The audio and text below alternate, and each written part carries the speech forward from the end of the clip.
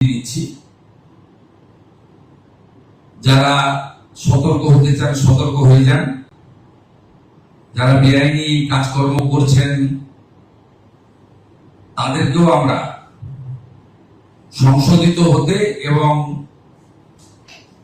এই ধরনের কাজ থেকে বিরত থাকার জন্য কড়া নির্দেশিকা এবং পরামর্শ দিচ্ছি।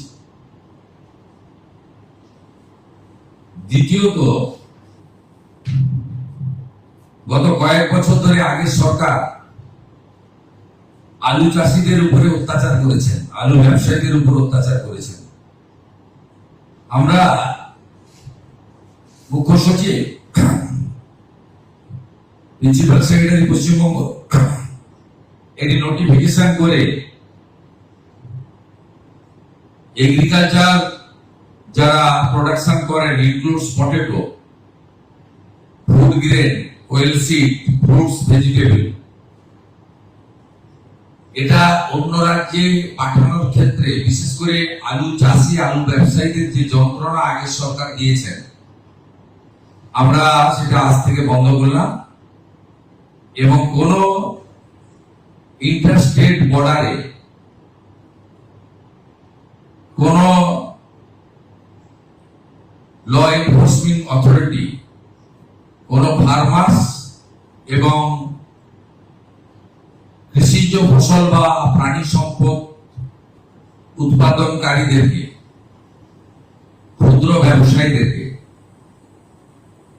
কেউ হয়রানি করতে পারবে না। পুলিশ হতে পারে, এনফোর্সমেন্ট ব্রাঞ্চ হতে পারে এবং অন্যান্য ল এনফোর্সিং অথরিটি হতে পারে। এটা আজকে আমরা প্রিন্সিপাল সেক্রেটারি অর্ডার করলেন, আমাদের তথ্য সংস্কৃতি দপ্তর মিডিয়া গ্রুপে এই অর্ডারের কপি দিয়ে দিচ্ছে। এই সরকার অনেক প্রত্যাশা জাগিয়ে এসেছেন এবং করাপশনের ক্ষেত্রে জিরো টলারেন্সের নীতি বারে বারে নির্বাচন চলাকালীন আমাদের পক্ষ থেকে বলা হয়েছে। এমনকি ভারতীয় জনতা পার্টির সংকল্প পত্র,